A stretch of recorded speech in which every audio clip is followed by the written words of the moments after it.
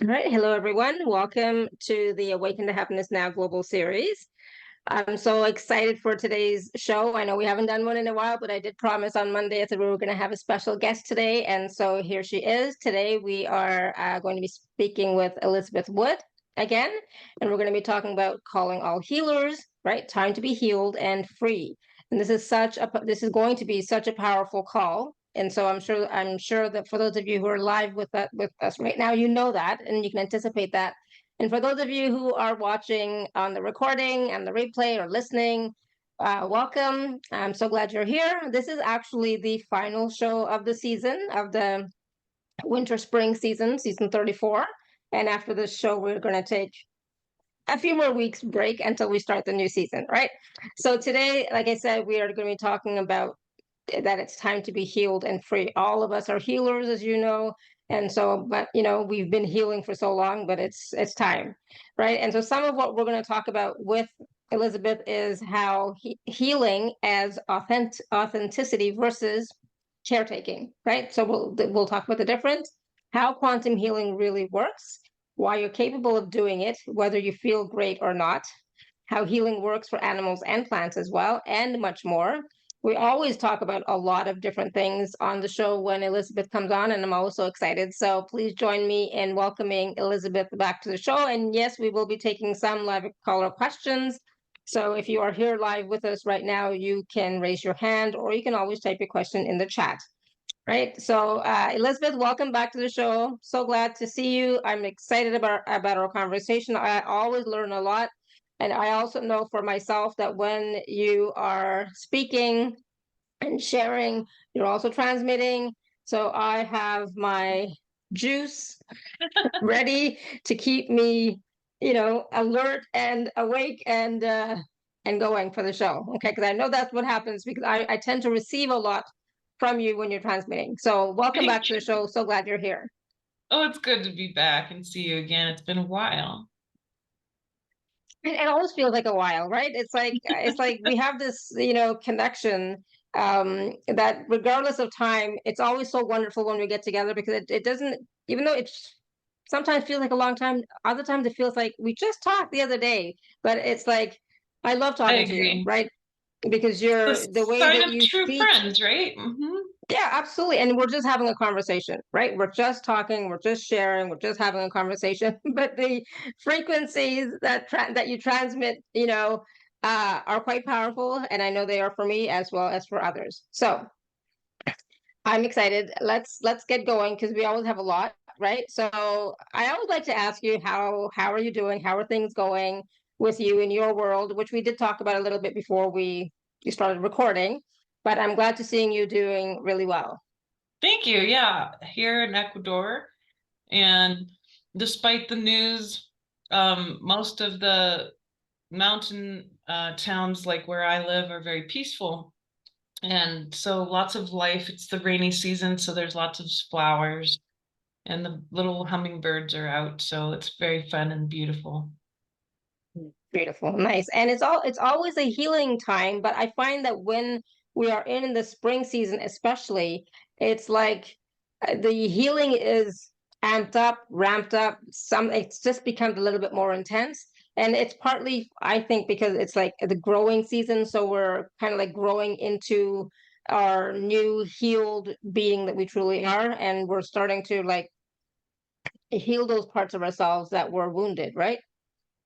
Yeah, and that's the interesting part too, because I always think of us healing as sort of clearing out what we might call the trash bags and keeping the treasure and the antiques. And it's personal, but then it's also your genetic lineage and all of these pieces. But once you've got a lot of that sort of going on and you're working with your subconscious the best that you can, there's this whole other level of experience. There's a whole other line to cross with the healing piece. And it's learning how to allow your soul's energy, your light, which we might call it that the I am presence. I like to call it the I am.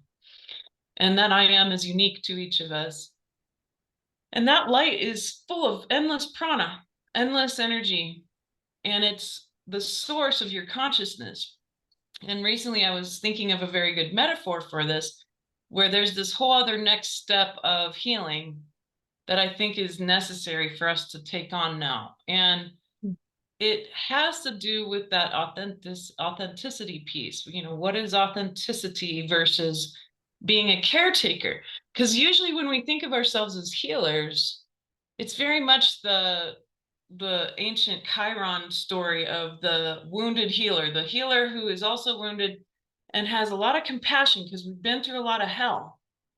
But we know that we're always needing to work on ourselves too. And there's these baby steps where eventually you end up finding, you know, some comrades who can help you heal as well, some friends, some other healers who might really be able to help you. And we learn that self-care is so necessary, but we're still doing the caretaking thing.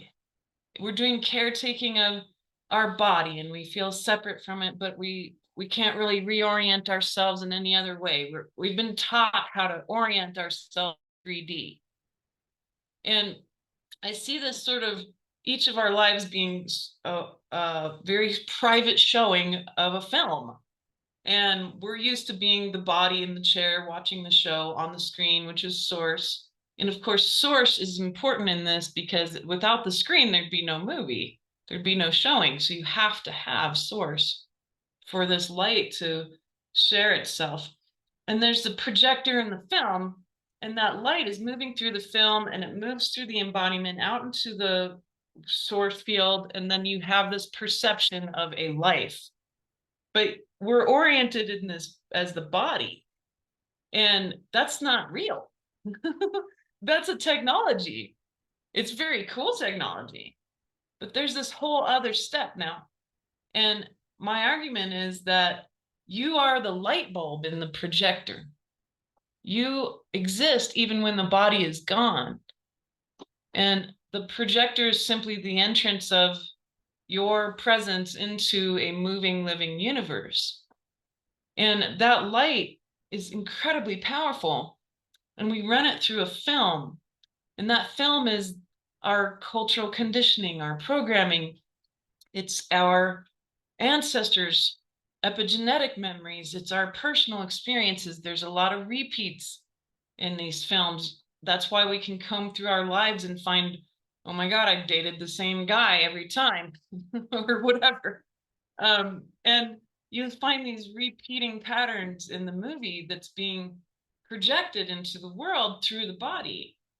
And so my argument now is that we have an opportunity to throw out the film.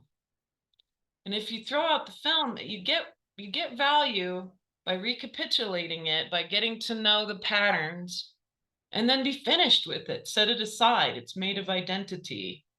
And when we set that aside, then what? Then what do you see on the screen? You see your light, because the first and the 12th dimension, the I am presence and the source field are not separate from one another. They are the same door, but seen from two sides. And when we get to have that experience of seeing our own light in all things, it's kind of what so many prophets, including Christ, said, you know, look for the Christ or the Christed, look for the holy, look for the light in all things. Look for it in all beings because it's there. And that's why Jesus would say, I am the truth, the way, and the light. Or probably in a different order than that. But that's why. It's because the only way now, in order to reach that new level that we keep seeing as healers, we want it, we can feel it, but it's so formless, it's really hard to put terms to it. It's actually that. It's being so fully authentically just your soul's energy, nothing more, nothing less, so that then your body actually begins to be celebrating you and your presence. Your body gets to have a different relationship with your soul.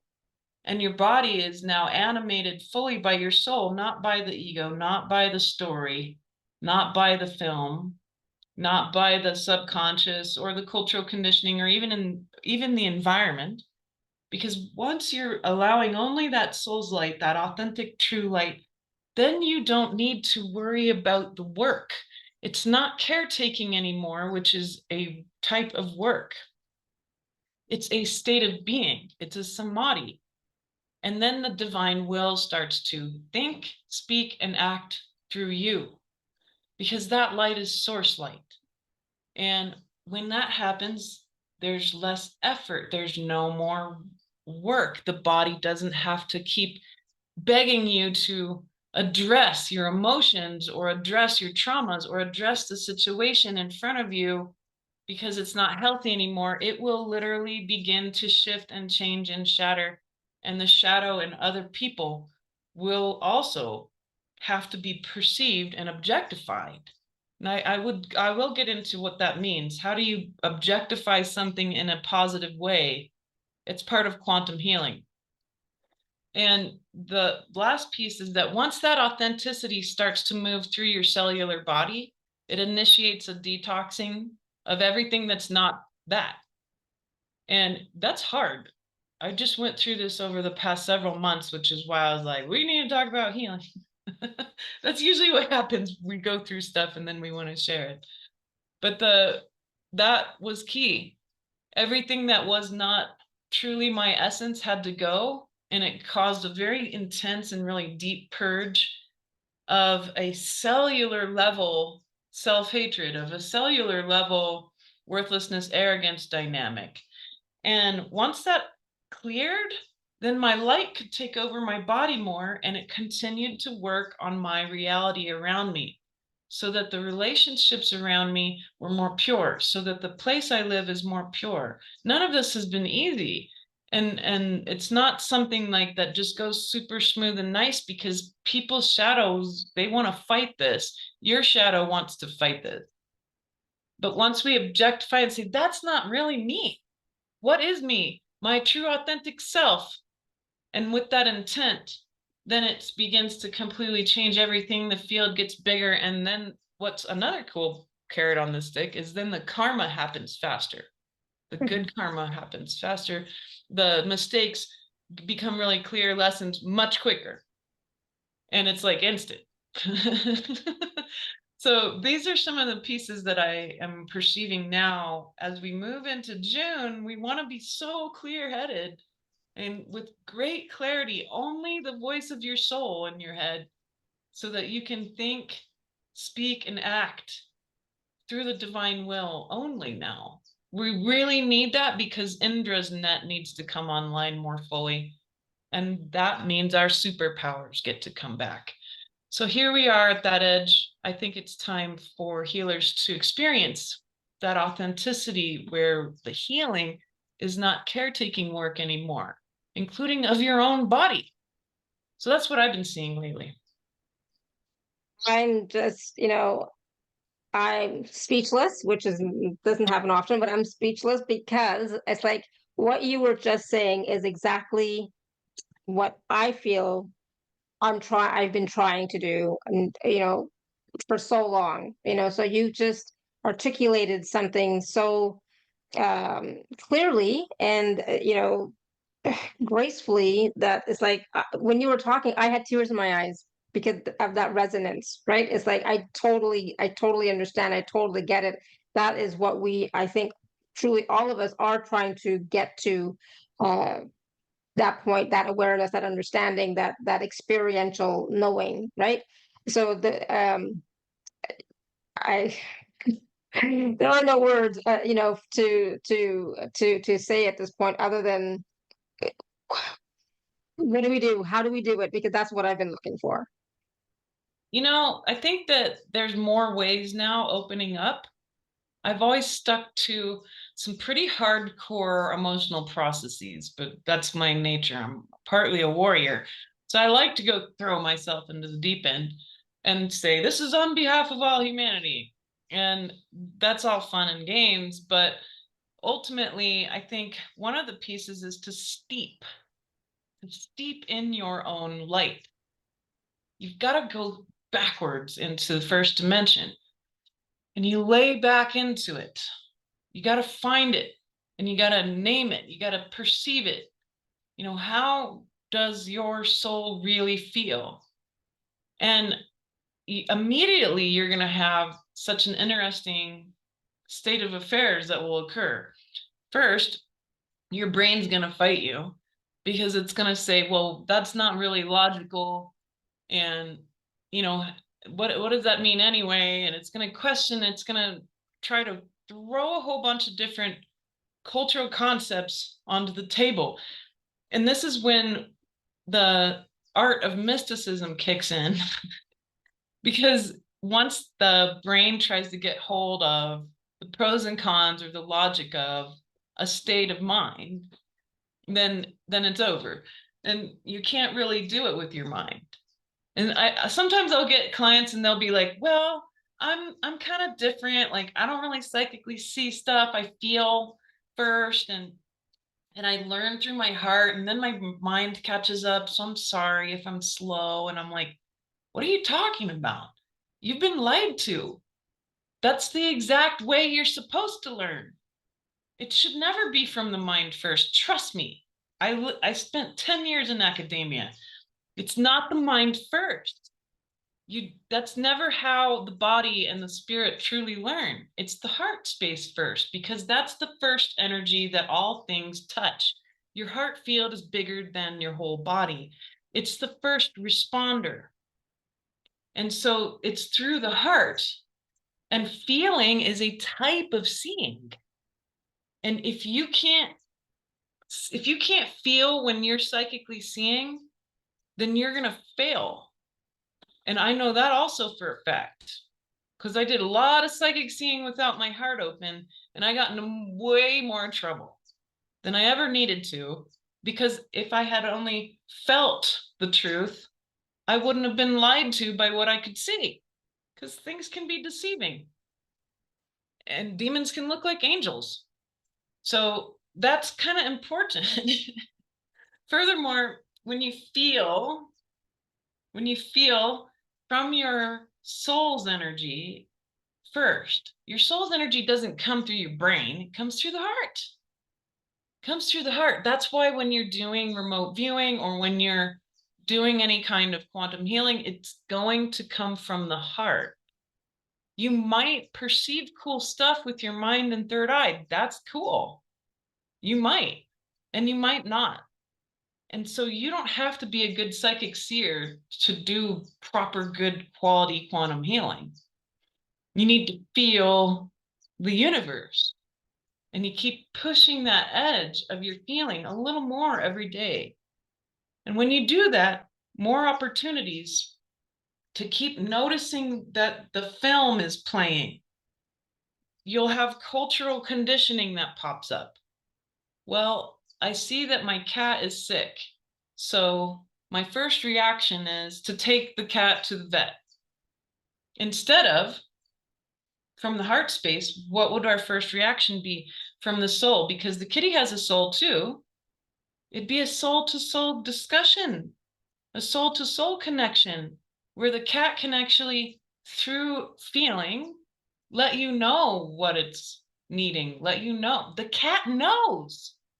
They had this really cool story about an orangutan and recently that came out in Indonesia. It was a big male orangutan, and he had a wound on his eye. It was pretty bad. And the scientists watched him go into the jungle and find a very specific plant that the local people knew could heal wounds. The orangutan found that plant and made himself a poultice and healed his own wound. Who taught him medicine? Who taught him that that plant was medicine? And most of those orangutans are highly protected from humans. So it's not that he watched humans do it. Who taught him medicine? He could feel it. If you talk to I'm nearby a tribe called the Shuar here near the Amazon. And the Shuar people, you ask them, well, how did you know how to put this plant together with this vine and make ayahuasca? How did you know that these plants over here combined also make powerful healing medicines? And they'll say, because the plants speak. They told us in dreams. And not just sleeping dreams, waking dream. Because that's part of your skill as well. So this realm of knowledge of how to heal without having to do a whole bunch of work, without even having to, and dare I say it, apply the scientific method. It's a mysticism. This is the mystical, it's the etheric, it's the source field. It already has all the knowledge. You don't need to know. In fact, you don't really know, because your soul knows, and your soul is from source. So I think it's key here now that we understand that it's literally going to be you focusing on your own soul's light, and the rest will follow. The rest of the processes, whatever they might be for you, because some of you are here to bring new ones in. You don't need to worry about the ones that I used to clean up my stuff. It took me a very long time, and it was really, really hard. And I know that with the new light, especially here, we're getting all these wonderful blasts from the sun right now, all back to back over the next 24 hours. We're going to have a whole bunch of CMEs hit the earth, 6 of them in a row. All sorts of different things going on energetically. It's simply more and more light. And as we move from the Dwarpa Yuga, which is a galactic cycle, we were in the Kali Yuga, which meant that we were hanging out as a little solar system in the donut of material around the galaxy.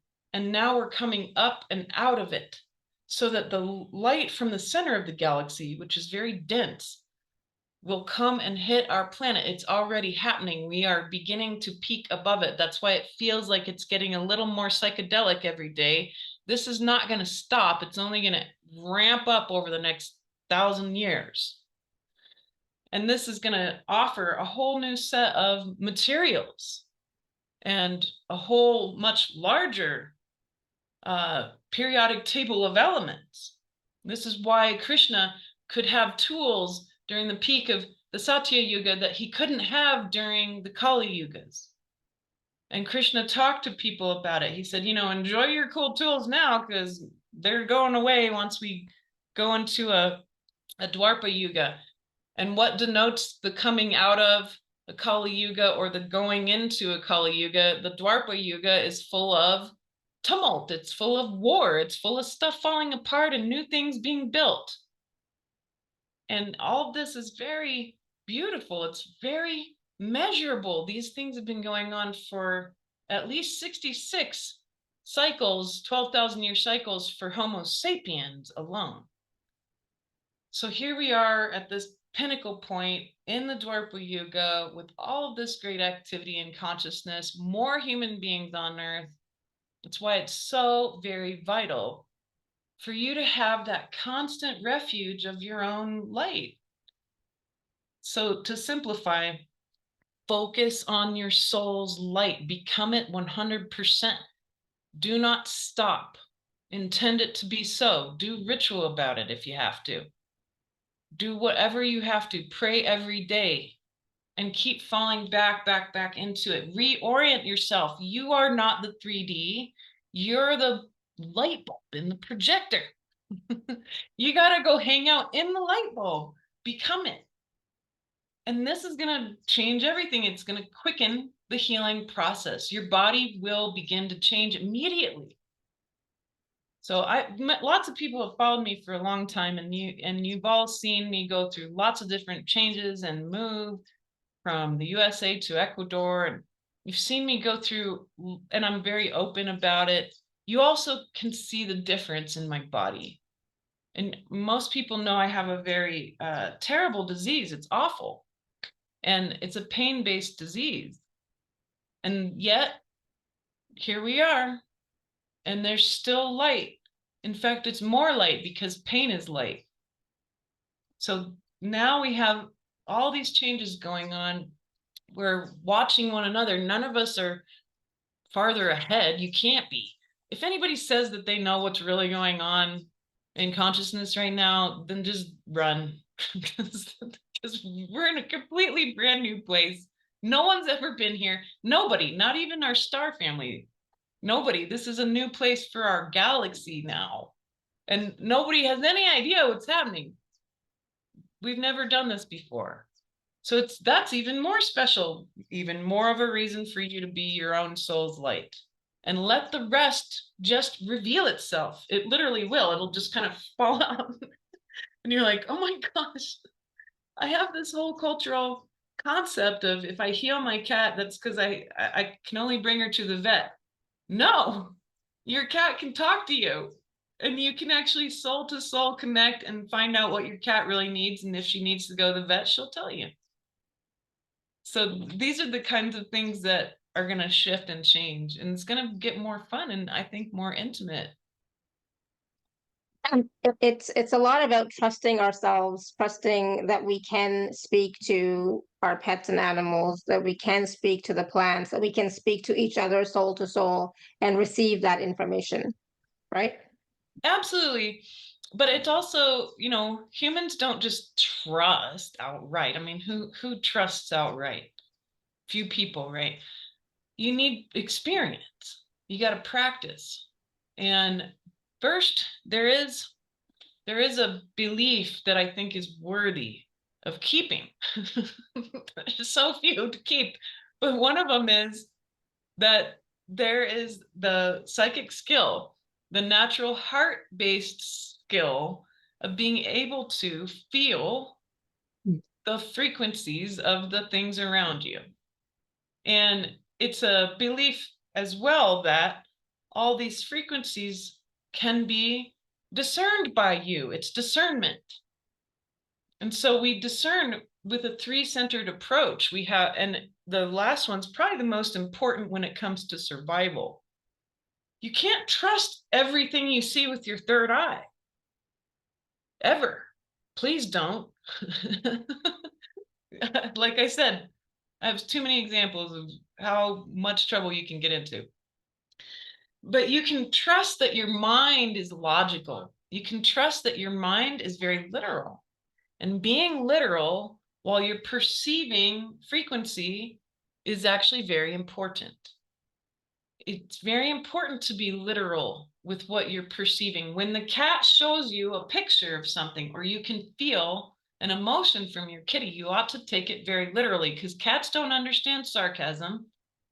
And cats they're not liars. They can't lie.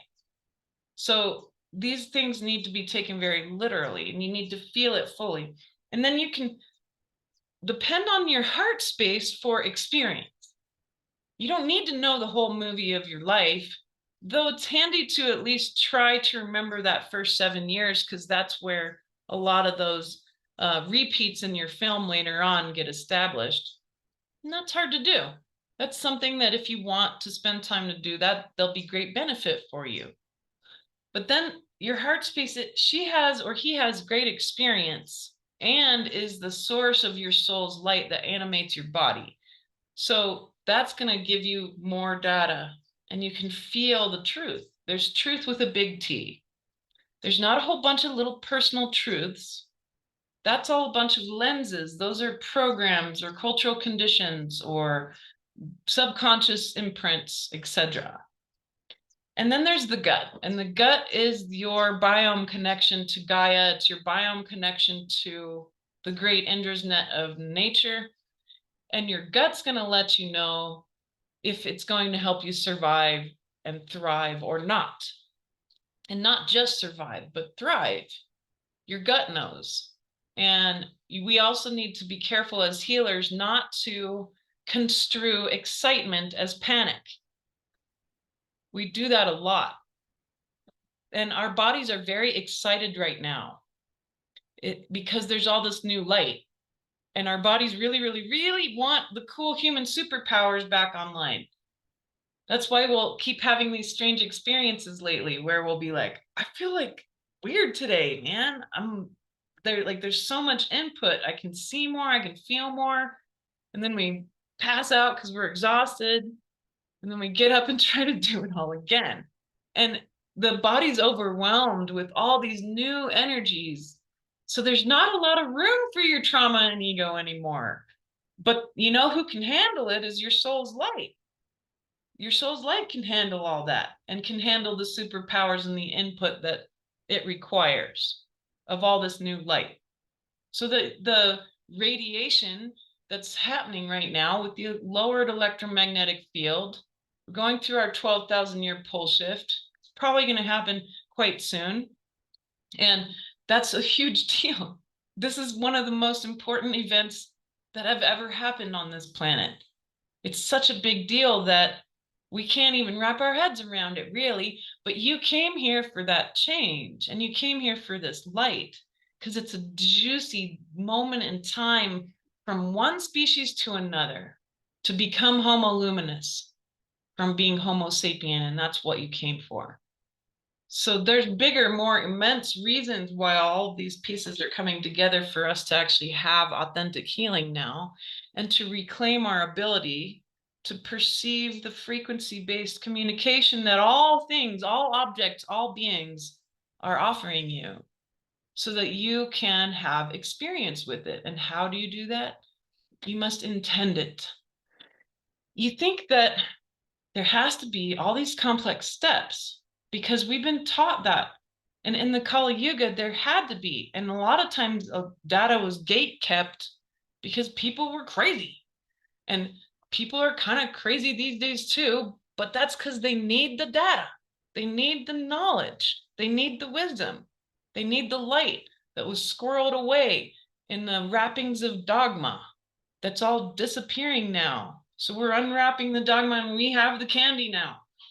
The candy is, how do you do this?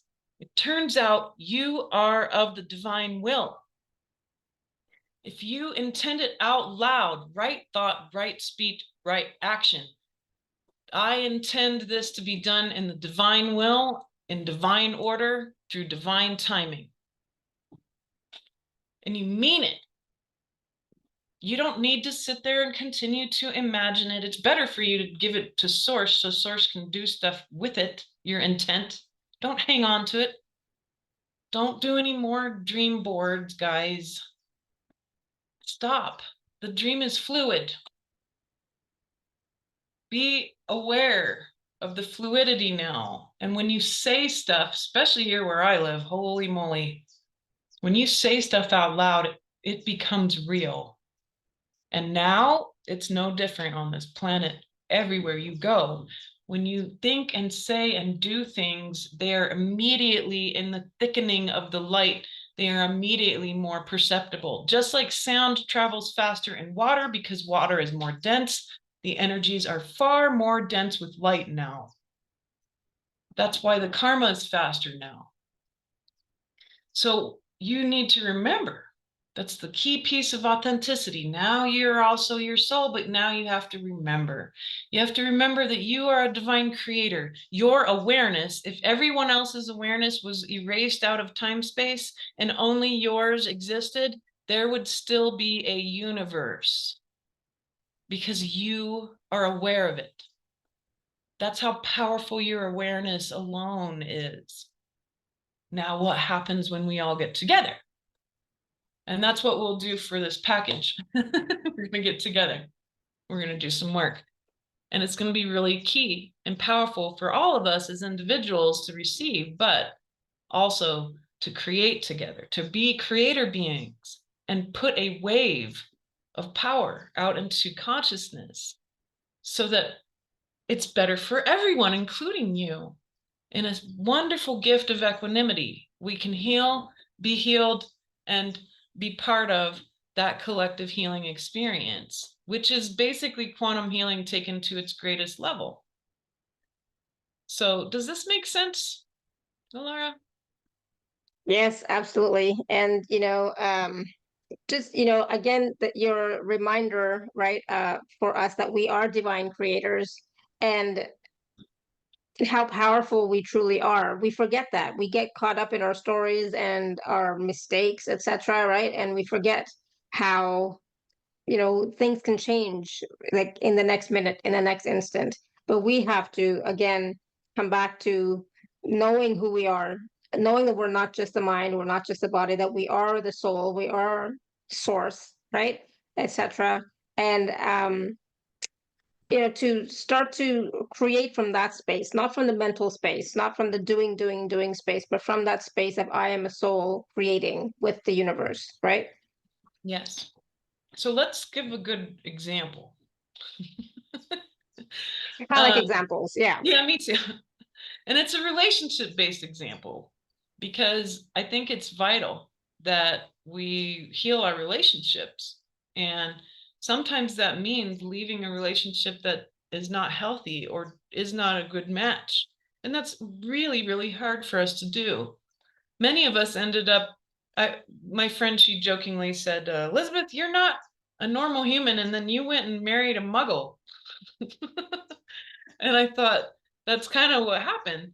And at first it was a good balance, but then the differences became more and more apparent, and then they became unbearable, really.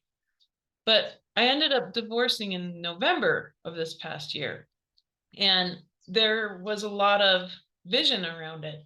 Despite my personal feelings, I could see that there was a greater possibility, a template of consciousness that could happen. And I urged my ex-husband to continue to perceive it to be so. And I said, we could simply have a bigger family. Like, even though we're not married partners anymore in a sexual relationship, we are still family and we're still friends. And we might not know what the name of our relationship is, but we bought this farm with and built multiple homes on this farm. And I said to him, we could both get with the correct counterparts. That's the correct word, the right counterparts for ourselves, and then have a bigger, more dynamic, more powerful family, because then there's more adults. And it's near impossible to farm enough food with just 2 adults. You need 4 to feed a family. And of course, now my ex-husband, he has the right counterpart. And she also has a child. So we have more children. And this right counterpart, she's going to bring what is needed for that dynamic in that household to be more balanced, more pure, more full of joy. And then myself, I found my counterpart. And so there's an appropriate powerhouse of spiritual consciousness there, and a grounding of the material muggle consciousness. And then these 2 things now have orchestrated into something incredibly beautiful and peaceful, where we are all friends working in a dynamic that's very pure and holy. And I didn't intend this in the long run. Who would? But I'll say that the only reason it happened is because I had a divine knowing that this was possible, and it was true, and it was real, and it was right there. And that if we could just get through whatever healing processes needed to happen and connect with our counterparts without problems, without jealousy, without issue, then we were going to have something bigger. And then I had to, and this is the most important thing you can do as a creator being, I had to give up my attachment to the outcome. So I did it with ritual. I had to give up my attachment to the outcome. I couldn't control what my ex-husband was going to do. I couldn't control what was happening around me. And I didn't want to control whether or not my counterpart showed up in a certain way or not. And it all ended up turning out far better than I could have ever orchestrated or imagined, because Elizabeth doesn't know how to do this. I did my best to just be a good wife for 12 years. So that was the best that I could do as Elizabeth. But when I was willing to step into who I really am in the past year and step into my I am presence, everything else changed, so that that could be more functional for the whole world, not just for my household or me or my surrounds. Or this is so much bigger than that. When the gears get put in the right place, because you're willing, to make those difficult moves and say, I love you so much that I am willing to let you go, because our gears don't fit. And when you have gears that don't fit, they damage each other. But when you take a damaged gear and you put it with its right fit, those gears begin to heal each other. The body heals. And that is exactly what has happened. My ex-husband used to have IBS for over a decade, it's completely gone. He's more well and feels more healthy than he ever has. And the same with me. So that's because the gears fit now. And this is part of this long piece of direct experience that I've had over a long time now. But the practicing of these special laws in consciousness, and then quick second example. There's this very powerful understanding that abundance doesn't happen through manifestation. I know that we've been taught that it's a lie. Abundance does not happen through manifestation, which is simply the projection of your personal desires and fears and will into the world. You don't want to project anything. Remember, don't project the film. You want to project your light.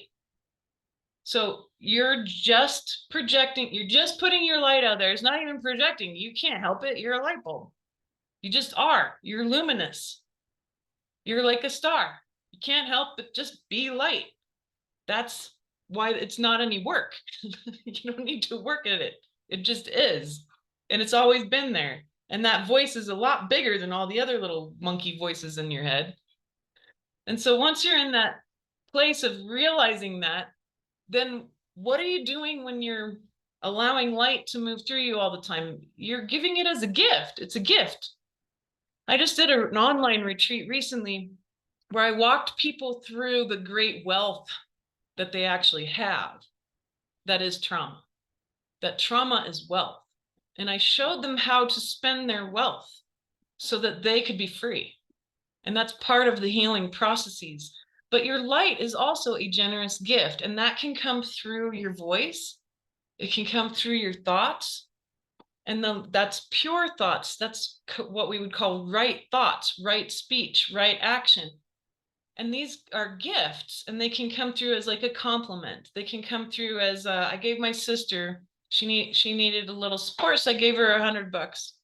She didn't ask for anything. I just said, I love you. Here's $100.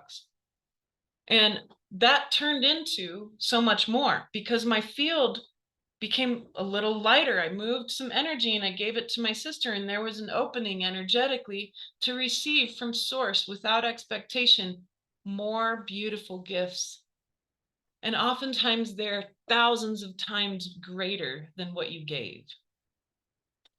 So that's how a divine creator works with abundance. It's through generosity.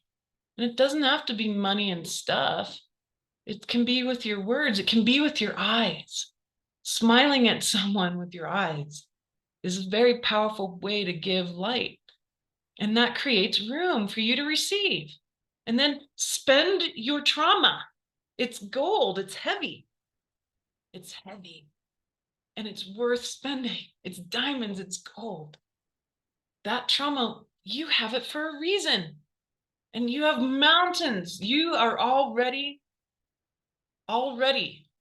free. Because if you're willing to simply recognize that that trauma is a gift, then you can spend it by offering it to source. You can say, all my trauma around sexual shame, here it is, this big bar of gold. I offer it to you, source, on behalf of all of the women and men in our beautiful world who've also had sexual shame. May sexual shame be healed on behalf of all humanity now. That's quantum healing. It hardly takes any effort at all. Even when you're not feeling well, you can lay in bed and do these wonderful things. Think about all the crap you've been through and spend it. You are wealthy beyond imagining. And you're a human being becoming something new. So it's inevitable that you had to hear these beautiful skills. And this is just a handful of the awesome, cool things you can do and practice with and ought to practice with. So I've given you a couple of examples to play with, letting go of outcomes, and then being willing to be generous with simply your own presence. Be generous with that and be generous with your trauma so that abundance can keep happening and that you'll be able to receive so much more, many, many, many times more than you ever thought. Because it turns out that trauma is really dense And source loves it when you offer your own light back to source. What a wonderful treat for you to be one with source in that way. So these are some of the pieces too that I've been learning lately as a couple of examples. Wonderful. Thank you. Yeah, because somebody was asking about what type of rituals. So these are beautiful examples of what we can start to do for ourselves, especially because, like you said, we all have a lot of trauma that we've worked on, healed, etc. But it's still, I still feel like, that energy is still there. Even though I've worked on it, I've healed it, there's still that energy there. So if we can offer that up to source, I think that's a great way of spending our wealth. Yeah, I love that. Thank you. Um, wow. So I want to take a few questions before we go further into the Great. discussion. Um, so if you have a question, you can raise your hand or you can type your question in the chat. I think there may have been one way long time ago, but if you want to type it in again into the chat now, I think it'll be helpful. Okay, so Sara, you want to unmute yourself? Yes, and I want to put my glasses on so Sara? I can see you. Hi, how are you? Good. Very good. Good. Long time no talk. We should chat sometime. Good. Yes, I've been thinking a lot about you. Okay, a couple of things. Yeah, I've been going through some wild bits of anger lately, which is really odd because I don't get angry much, but what I get angry at is when I feel like there is injustice going on. I was trying to deal with something with the doctor's office, and there was no way for me to communicate with the doctor, and it just blew my circuits. It's like, no, you've got to figure this out. Somebody, and also there's been so much wind, and my allergies have been off the charts, so I'm locked in the house. Someone told me recently to have a look at Jeremiah, the prophet. And I do a lot of prophetic kinds of things or trying to move injustice in the world. And I did, and it turned out that Jeremiah told the truth and was then stoned to death for telling the truth. And I doused it and it said, yes, you're a reincarnation of Jeremiah. And I said, okay, so I'm trying to push this huge boulder up a mountain, and that's why it seems difficult sometimes. In doing my work in meditation, I think I've finally gotten an understanding of what 0 point is. And it's sort of like if I am running a infinity sign and just seeing that in my mind's eye, my belly, my heart's mind, if I can see that running off to the sides in peripheral vision, but stay in the middle of it and not let the winds rock me, that staying in the middle there is also being able to see the other day when something disappointing and unjust happened, that it was for the good, that I was fine. And I let go of that bit of sadness really very quickly. And I said, this will work out. I don't know how. I will just trust that.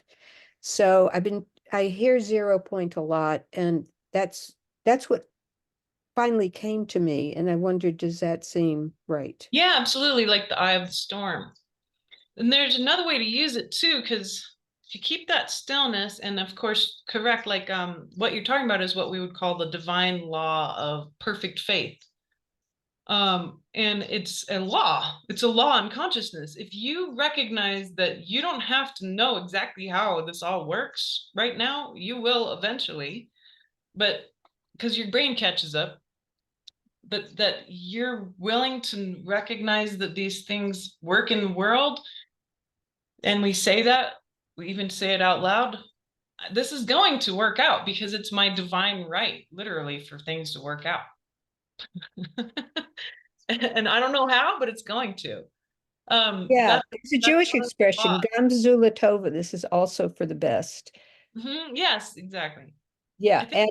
and one other thought that I've been trying to figure out for a while is when we do energy work and say there's a meditation being given, and I'm having trouble just really focusing on that, but I do the exercise. For instance, when I was right out of the hospital with the huge accident last year, a friend came who had been one of my volunteer teachers, and she said, pull your energy back to you. And I started to do it, and she said, wow, you're so efficient. That was so quick. And I didn't even think I had started. And a lot of times I do that. It's like, I've got to feel the resonance. I've got to do this in a way that feels difficult to me. And then lately I've just started to think, maybe as soon as I imagine that light coming in, it's coming in. That's That right. that I don't have to do so much hard work with it. Yeah, exactly. So, okay. The imaging is key, because we call it imagination, and then we say, oh, that's not real, and we're told it's not real. And you and I have discussed this for some years, but it is real. Of course it's real. Your brain is a photon receiver, literally. You have 3 eyeballs, literally. The pineal gland is a photon receiver. What do you think it's receiving inside your head? Light. And the light's from outside, it's from inside. And when you image it, it tells the entire physical form and all of your 12 light bodies what to do. And that's it. There's no more effort involved. And we think, oh, well, I have to feel it a certain way, or it has to be intense, or I have to have like this big, huge It has experience. to resonate in some really Yeah. strong way. Yeah. And that, I think that's a Western thing too. Like we want our whiskey strong, man. Like, so it's good to just be gentle. It's a more Eastern, more fluid way of saying, you know, what if these things just happen really gently, and I'm not supposed to feel a full-blown Kundalini awakening electrical shock or whatever. Yeah, I want to speak to your anger piece though, because that's happening in general for the feminine. And I've talked about it before as like, hey, what's happening now and what's going to be coming is that the feminine is going to be running collie. You know, who is collie? Collie is change, not death. Everybody's like, death is not real. It's change. And collie demands change. Collie demands change as an energy. That's what a goddess or a god really is. It's an energy, it's a consciousness. And we're all part of it, but this runs through the feminine when there's injustice. And it's a righteous anger, and it can clarify your mind.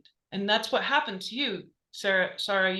You were like, whoa, I can see really clearly that this is just wrong. And that you got really clear with your words, and probably everything was really precise, and you could feel that it was very clear and strong that you needed to be very angry, but with great control. That's Kali, or that's what we might call a Kali energy. Now, it'll happen with injustice, and then the masculine will run Shiva, the same sort of energy, if necessary. And these things have to come from a pure heart. They can't come from the distortion of trauma. Now, women tend to run it better because we have more etheric energies. Our subtle bodies are far more gauzy. We're more fluid. We're more formless because we have to bring through souls and 3D print new bodies and all kinds of cool stuff. But when we run that energy, what it does is it helps to clarify everything else. It helps to humble the people around us. And if they're not humble, they get their head cut off, right? But what's the gift on the other side? Gift on the other side is the Divine Mother. It's the being able to say, you know what? I took care of myself today because this was wrong. And I needed to be able to have more direct communication with the doctor. That is my divine right, to talk to the person who's supposedly making decisions about me. And that is going to then clarify the situation, and it ripples out beyond that situation too. It begins to flow outward. And now more and more and more women and men are standing in this very clear, righteous anger. And we're all sick and tired of the violence. We're all sick and tired of the injustice. We're tired of the industrial complexes of big pharma, military, whatever. And all of it has to go. But that's that initial tsunami of Kali energy and Shiva energy that moves through the collective, right? And that's happening right now. And so those of us me included, who are so uncomfortable with being mad. Gosh, I would rather do anything else. But I had to get mad just the other day, 2 days ago. I had to get mad. I had to get really, really clear and angry. And I realized I'm sitting there, I'm like, anger makes me smarter, and that scares me.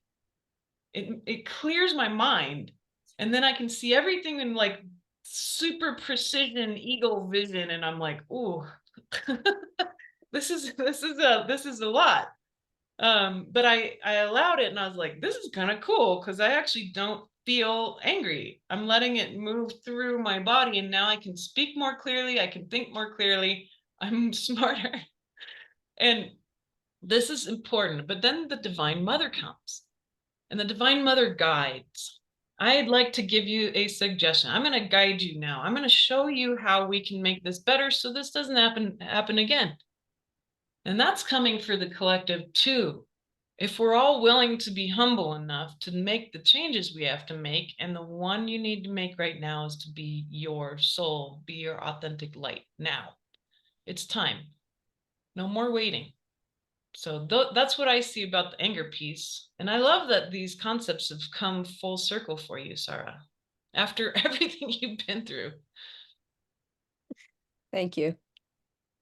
I love you. I love you too. Thank you, Sara. We're going to go to Vet. Hello, Alara. Hello, Hi, Beth. How are Elizabeth. you today? I am good, thanks. This is such an interesting conversation. I felt like I was at a university lecture. Okay. Yeah, it was. Yeah, it was just so inspiring. I'm like, wow, it's so much to learn. Yes, I am thankful for the way you presented it. My question is kind of like bifold. Because, when you are addressing trauma, sometimes there's this involuntary reaction. As you're saying, shine your light and your source, and the light will, bring back what you want, initially or in a nutshell. And but there are times when you consciously are shining your light because you know this is what you intend, but your body is doing something different. Like whatever the results of the trauma will be, it's just they are involuntary. So how do you direct that your light towards what you want without your body throwing you off course? Yeah, that's a good question. So I have some similar things that happen to me. I go into freeze mode, so I'll get really overwhelmed, and then I can't talk, and I literally just kind of shut down, and I don't even realize I do it. The only time I've realized I did it was actually in the past year, when my boyfriend kept pointing it out. He's like, why do you keep ignoring me? I'm like, ignoring you? What are you talking about? And then I realized, oh my gosh, I'm going into freeze mode, and I didn't even realize it, right? So involuntary, but then it's brought to your attention somehow. Like another thing that'll happen to me, because we all have different kinds of complex or post-traumatic stress stuff. Not all of us, but many people at this point. And this creates these involuntary reactions that are physical, even though your mind will be clear, right? So my mind will be clear, but then my body will panic. This just happened yesterday. And my tongue starts shaking. And that's how I'll know, like, oh, my body's panicking. And like my mind's fine, but my body's having an involuntary reaction. This requires what I call objectification. And objectification normally is a word like disassociation. We think of it as a negative thing, and it's actually not. It's a skill.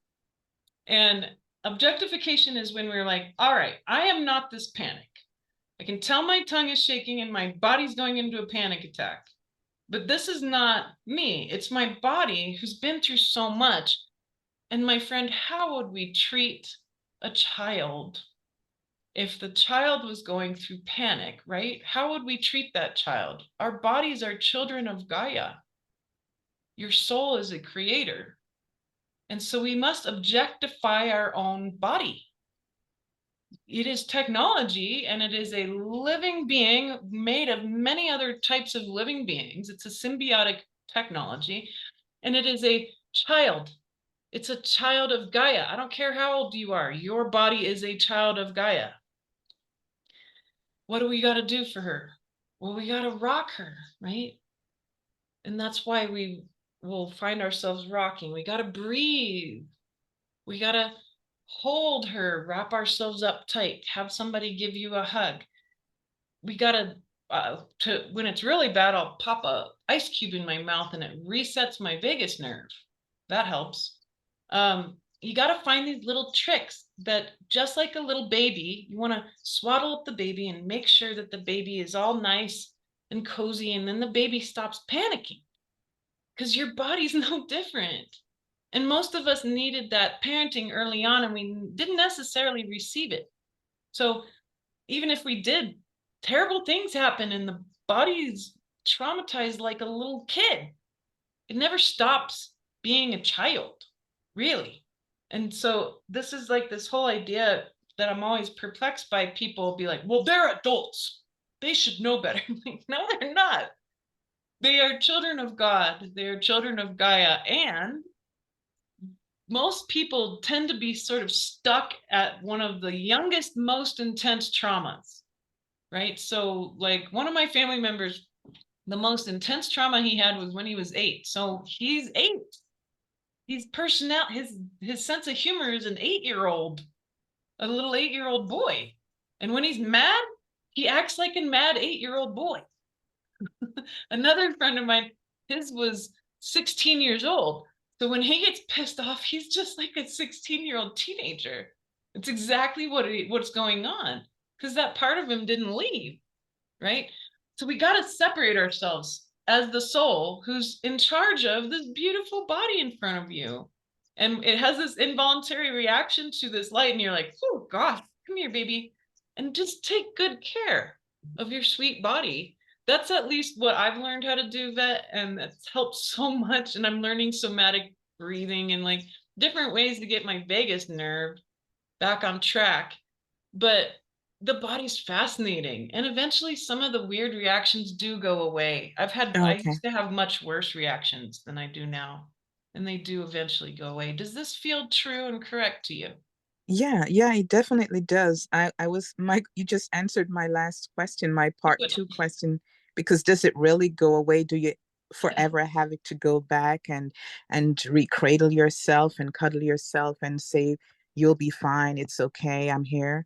Because after that, you want the shivering and the sweating and whatever it is to go away. You don't want to be seen vulnerable before someone else. So, I just wanted to know that it will go away and don't have to return to an 8-year-old state of mind. That's when right. Something happens. Yeah, exactly. It eventually will. And especially if you can nail it down and say, here's a good example. I had a really bad panic attack a few years ago. Again, my mind was fine, but I grew up in a war zone, and I'd watched a very short 30-second clip of a hot zone, and it threw me into a horrible physical, full body, cellular level panic attack where my mind was fine. Mm-hmm. I'm like, what is happening to me? And then I realized, oh my gosh, I can see it. Like, it was that little clip, and like, of course, logically, why would that trigger me? Because I grew up in a war zone. And so I'm like, oh my gosh, my little inner child is freaking out. So I did that work with her, and now I can watch this stuff and it doesn't bother me. I don't get triggered anymore. And that was just a couple of years ago, and I didn't have to do that much work. But I figured it out. I was like, oh, that's what triggered me, and that's probably why, and I was right. Yeah, so that'll pretty help interesting stuff. Yeah, it is. Yeah, I do agree very with you. tricky, but interesting. Yeah, as long as you can pinpoint what it is that triggers you, then you're able to get a hold of yourself, and then it will go away. Eventually, and there might be layers. And if you can try to pinpoint sort of the age, you might not necessarily need to know exactly what happened, but you need to pinpoint the frequency, the emotional frequency of it, right? And that would have been terror for my physical life, terror of dying, and that made sense. And then was like the next worst issue, or sexual shame perhaps, or then the next one. And each of these might be related to different ages, but there's one big event oftentimes that makes that mark on the beautiful film that all your light runs through, right? And we got to go back and be like, oh, I see. Well, I don't need to know the story, but this is the same energy. And now I can recognize that. And I'm going to love that part of me, and I'm going to love my body. And I'm going to recognize that this energy doesn't have power over me, because it's just frequency. So there's a little more philosophical understanding of how, like, why we shouldn't necessarily fear or even be attached to frequencies. I call it sort of the library of consciousness, because all of it has value. And that's another way to perceive it and help heal yourself. Recognize that all these triggers are very valuable, and that your body is actually letting you know through your involuntary weird reactions to stuff. It's actually telling you how important that frequency is, because it's literally having an involuntary effect on your physical form. So that's a good way to, what I say, flip the pancake and think of it in a more positive way. My weird freeze states, now I'm like, oh, I get overwhelmed, and I didn't really realize that. I'm so grateful that I know now, because now I can do more about it. And it's actually really good. I'm really happy to know that overwhelm happens to me, even though I think I'm so clever.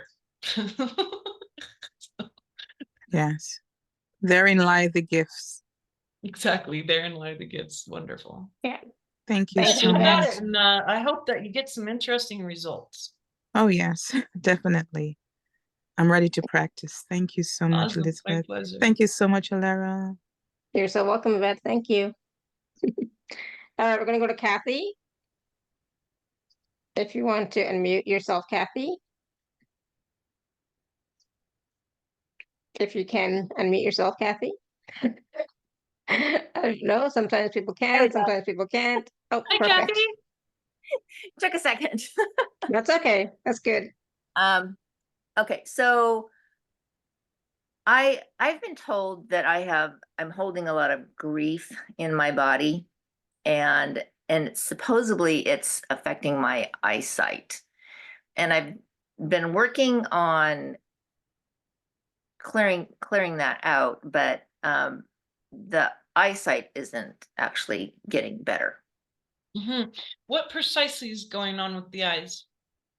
Well, on one hand, I'm told it's cataracts. On the other hand, I'm told it could be something different. It's more energetic.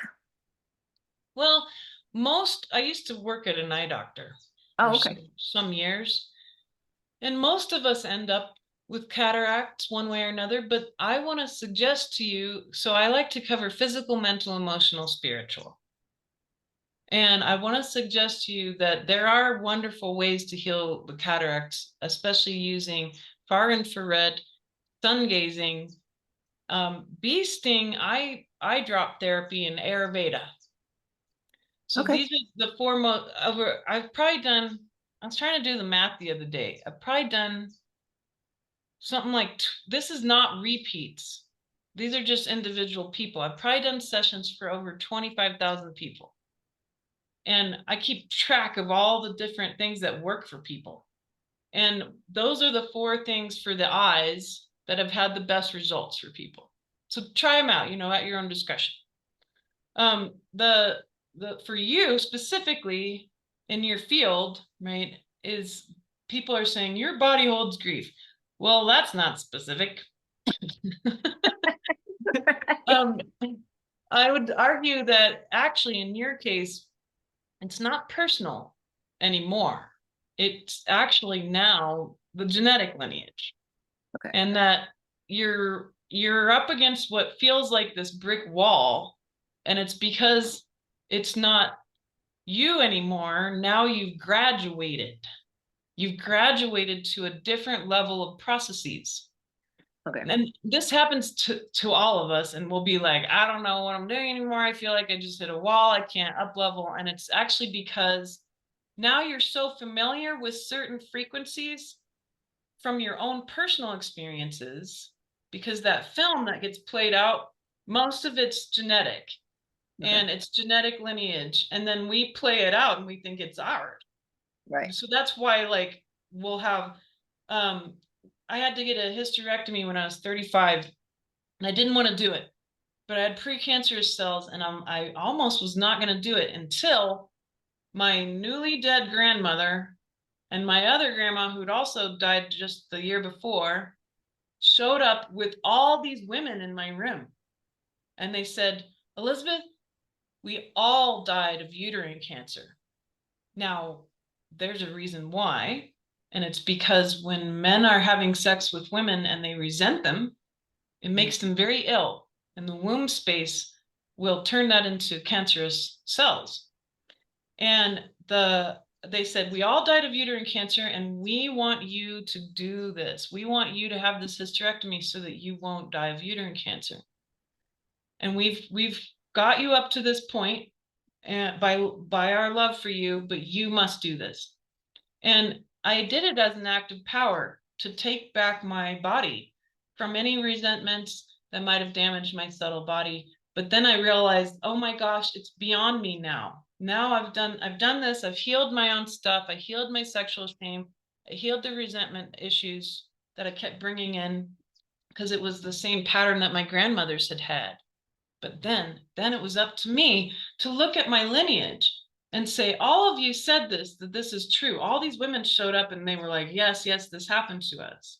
Like 50 women. I don't know how many generations that is, but it's a lot. And it was both sides of my family, my mother's line and my father's line. And so I was seeing all this and I'm like, well, I really actually, now I know the frequency. I know the frequency of this illness. I know the resentment and the self-hatred, and I can see it in the lineage, and I can feel it in me. And that's the brick wall. Now it's a graduation. It's a graduation for you to take all the frequencies you're aware of, including grief in all its types. There's so many types of grief, right? That's why I'm like, that's not specific. Because there's grief around losing children. There's grief around poor relationships. There's grief around the feminine being sad about the masculine being so damaged and hurt, and the feminine being sad about the feminine being so damaged and hurt. And then there's sadness about the earth being destroyed. And then there's a lot of different kinds of grief. And so you got to sit and really name this stuff, because it's in you and it's part of your lineage. Furthermore, if you look at your ethnicity, right? I'm Basque, Dutch, and Scottish, and like a lot Scottish. And so what do those three groups have in common? They all live near the sea, and they're all rather terrified of like losing children into the ocean. It's written in my blood. And I'll have nightmares of my children drowning in the ocean. And of course, that's never going to happen. And they haven't even got so close to the ocean to even get to that point. So that's my genetics. But if you can sit with the frequency and recognize it and name it, and then you can name its opposite. Well, the love and abundance that comes from the sea, I love the ocean too, just as much, because it's mother, it's ma, it's the beautiful place where all the food comes from, and all the good food. And so there's that other piece. And so we go in ritual. So someone talked about ritual. You create a sacred space. However, you can do whatever you want with this, but ritual is really simple. You create a sacred space, however you do that. I like to use the elements. You can bring in your religion that you love the most, Christian or Hindu or whatever it might be, but we use elements to help us. So I'll write down all of the energies that I'm ready to release that for myself and my lineage, and I'll invite my lineage to come and join me, and I'll burn it, because burning it dissolves it. And if I want to grow something, if I want to grow the other opposite energies, like what's the opposite of sexual shame? It would be sexual, pure sexual love. It would be a beautiful, pleasurable, but mystical love, right? And we might feel that too. You got to come in and you got to bring it in. And you might not have personal experience with it. It doesn't matter. Your soul does. Your soul knows because your soul's done this. And this is why you chose this polarity. So you bring in that knowledge of the good stuff too. And then you want to grow it. You want to grow that energy. So you bury it. You give it to Gaia and it'll grow, right? And you can do sorts of things with water and air as well. But those two are the most useful to me in this process. And you created this powerful space and time, and you do some research and look closely at what happened to my lineage. Really, I went and like watched a whole history program about Scottish and Irish history, and I was like, siege warfare apparently is in my blood, and like watching all this stuff with castles and things, and I'm like, gosh, what would happen in siege warfare? No wonder I have issues with food. Like it's so it all starts to make more sense. So you've simply graduated, Kathy, to another level, and now you're going to get more bang for your buck when you look at this stuff. So play with these pieces and see if you can get some better results for yourself. Excellent. Thank you so much. That's very, very helpful. Thank You're you. welcome. Awesome. Thank you, Kathy. And there was a follow-up question for that in the chat that William was asking, can't we heal our ancestral trauma also, as there is a fractal possibility of doing this? Yeah, and this is how you do it. It's through these rituals, and Awesome. that's key. So when we are, and like Darina is pointing out in our chat here, we have these 6 different coronal mass ejections. It's very unusual for this to occur. It's a special time. In the next 24 hours is a great time for you to dissolve in the light and to create in the light. Because all this means is that there's more power coming to the earth than there has been in a very, very, very long time, perhaps since the Carrington event in the 1800s. And so this is a very special time, and we can use this energy. We can use these CMEs. This is how cool it is to be human in the modern age with our galactic wisdom coming back online. We can use all these things. They are not necessarily the end all be all of anything, right? So quick thing, Barb says, what kind of eye drops? Just look for yourself and discern it for yourself.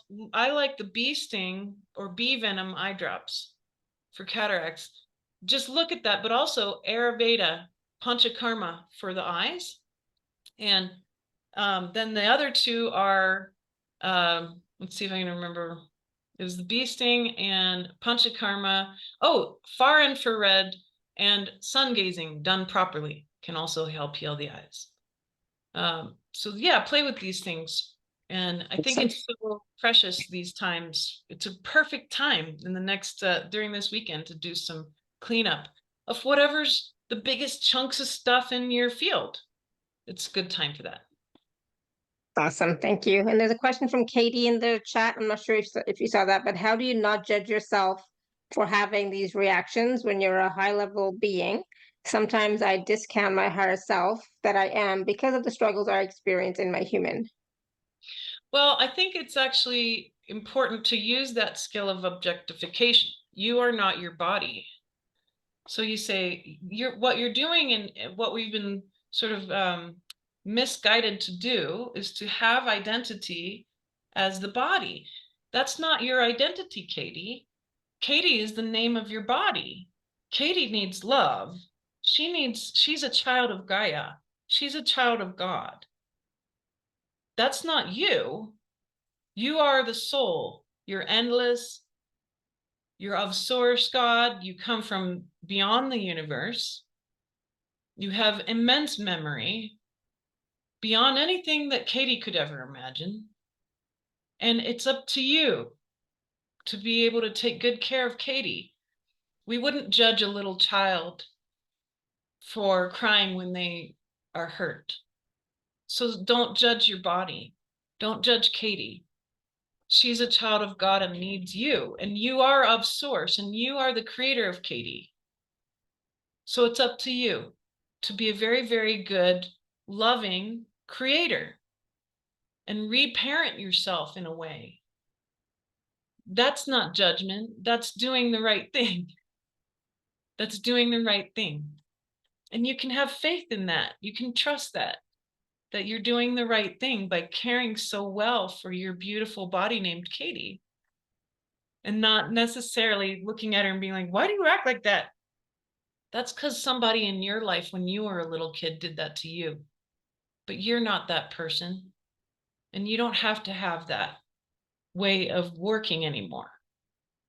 So stop trying to be Katie. That's not you. Again, that's the name of your precious body. And she's a child of God. That's how you stop judging yourself. Good. Awesome. Thank you. Now we have, of course, more people with their hands raised, and I think a few more questions in the chat. But before we go back to those, I just want to take a moment and talk about the special offer, and then we'll see how we're doing. Okay. So I'm going to share my screen. I hope I'm going to share my screen. Here we go. You should be able to see it now, right? So the package is, whoops, the Healer's Delight live group healing session plus a 7-part course. Oops. There we go. If I go too fast, it's like just leaves me. All right. So there's a live healing group session coming up, I think in June, right? June 3rd. Yes, and a June 3rd. 7-part course, right? So yeah, June 3rd. Okay, so let's talk about the live group healing session, because I'm assuming this is going to be more about like the quantum healing that you were talking about. That's right. And so when we do, I don't normally do these sessions, and this is totally exclusive to this show. You can't buy it on my website. These sessions are quantum healing sessions in that when you come, whether it's through the replay or live, or when you repeat to listen to it, you're taking part in it, what's called an inevitability, an inevitable event, an event where a very specific change in consciousness is going to occur. It's inevitable because it's going to happen. And as it actually occurs, the event of healing, it has gravity. It's more like a supernova that you can't miss. And when we come together, again, either replay or live, we weave a web, we create a fractal space where we're all points on a fractal and we're all magnifying the light, right? Now, I've been doing quantum healing for 20 years, and I've developed all of the different step-by-step skills that you're going to receive as well in this package. And I wanted to make it really, really affordable. And so the skills that I use, I'm working with all dimensions. And I let all of that powerful light speak to the collective set of souls, and we create our own healing power. And through my voice and through the dimensions, through my body, I help magnify it, because my skill is of a mirror. I'm a mirror. I'm an oracle. So I know how to get all my crap out of the way so that you can be seen. And it's a full experience. It's an experience of many, many beings coming together, being mirrored. And it's both individual and collective. And then we create an event of healing. So it's going to be about 3 hours where I'm going to speak to all of the aspects of healing that I see as most necessary, as being given to me by anyone who purchases this. It doesn't matter if you ended up listening to it or not, or coming live or not. The minute you purchase it, it's part of the seeing.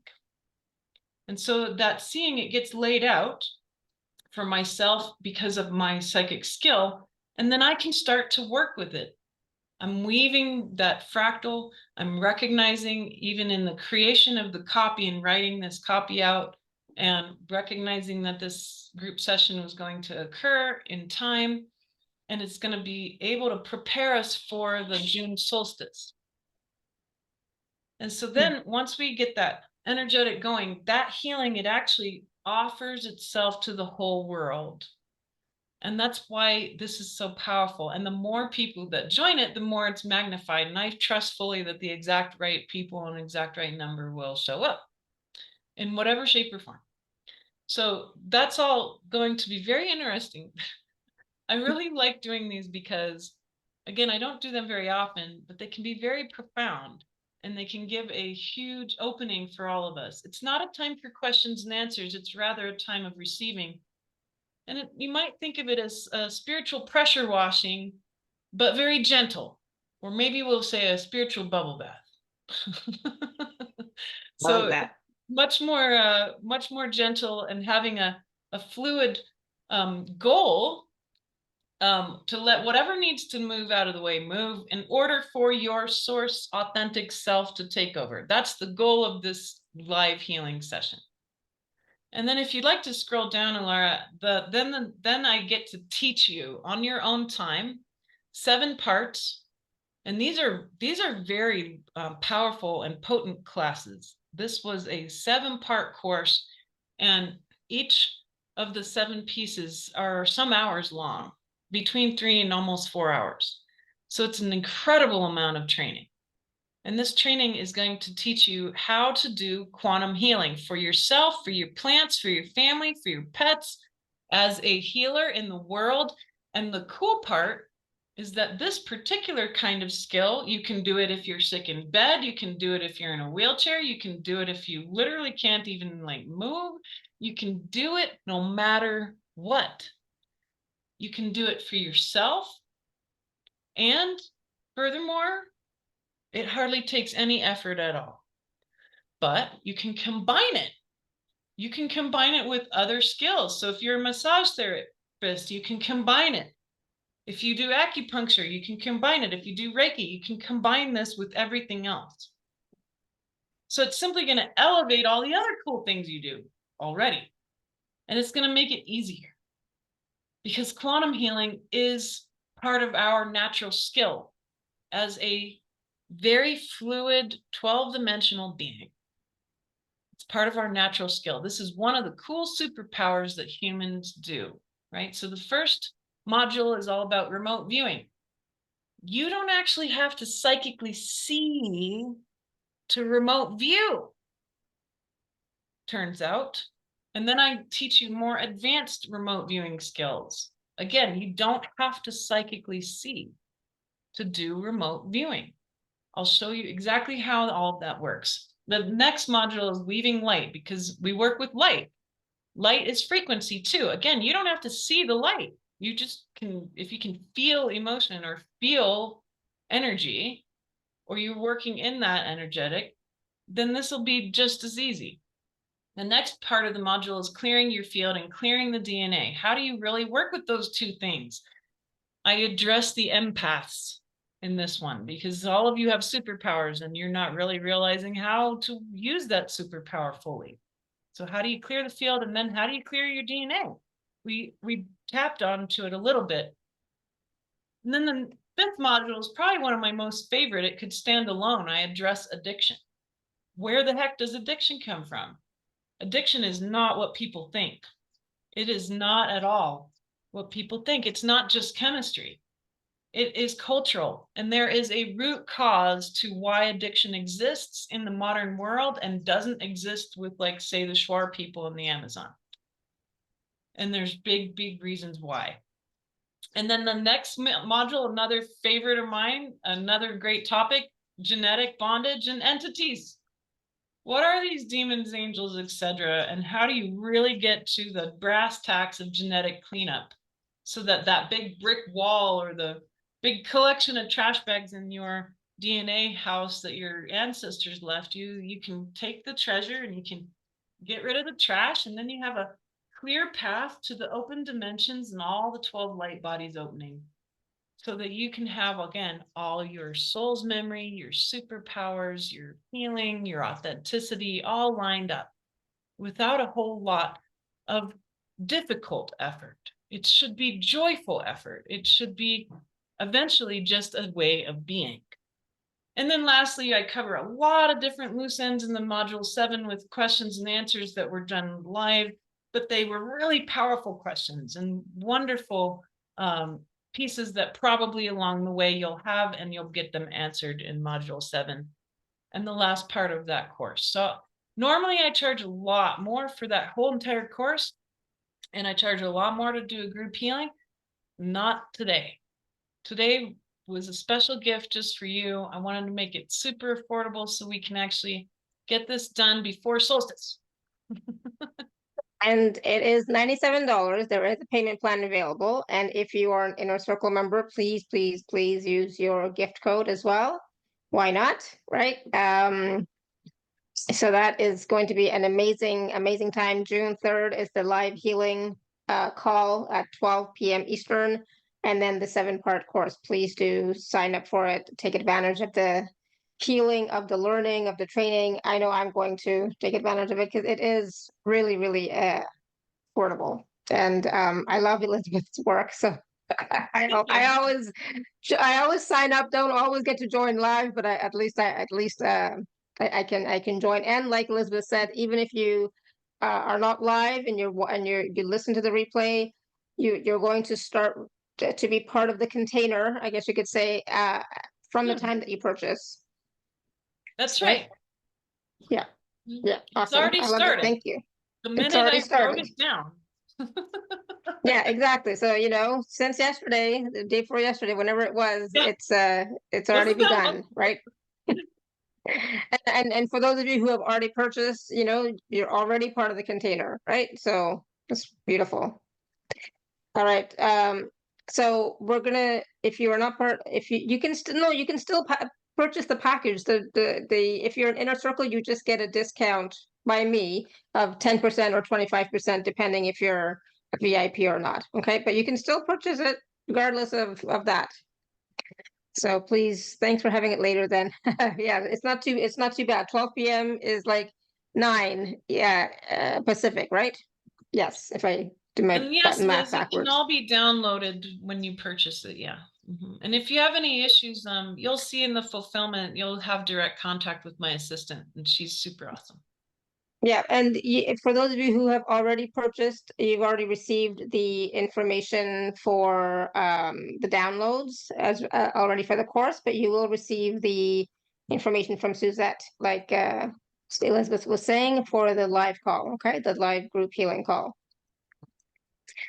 So that information is there for those of you who have already purchased, okay? So the link, I've just put it in the chat for you, William. Okay, so that you can go to the special offer page. Any questions about that? Let us know. I think we've answered everything that was in the chat about that. Yes, yes. Okay, good. So do we have time to take the 2 more questions? Yeah, Because let's take Christina our and last Damien 2. have had their hands raised for a long time, right? Okay, Christina, you want to unmute? My voice is starting Yeah, to go. sure. I'm just really Christina? excited. Yes, can you hear me? Yeah, go ahead. Let me think if I put my camera. Okay. I'm just feeling excitement because it's interesting it's usually I'm about joining this kind of events, and today I felt kind of drawn to join here. And plus the weird thing is, while you were talking, of kind of an inviting energy you have, and a kind of you engage like a curiosity in me, to engage and to kind of investigate, and I like that. Oh, good. Yay. I like to also play. Yes, it feels like very playful. Yeah, and the interesting thing is that the theme you brought today about the healing as authenticity versus the caretaking. Yeah, it's exactly like, for me, is like a glove on my hand. It's perfectly shaped, because for me it's I'm kind of not struggling, because I don't like to put words, kind of dealing with engaging with connections, meaning with people. This is kind of my hardest thing in this lifetime for me, connections. Yes. Yes, and and how should I put? Let me see how my heart wants to expand further. How can I? So I want to bring forward a question how, for example, in my situation, I was kind of dealing in my life discernment about discerning my energy towards the connection to others, because I've noticed and I figure out, you know, working on myself, that I was kind of merging with people and the energy around me, and I was feeling everything in my body, and I took everything like being mine. Being, you know, the chameleon thing in connection, and when connecting with others, I was feeling very different, because with every people I was connecting, I was feeling kind of different. I was kind of losing myself. Yeah. That's why it was very hard for me to connect with people, and I kind of draw out.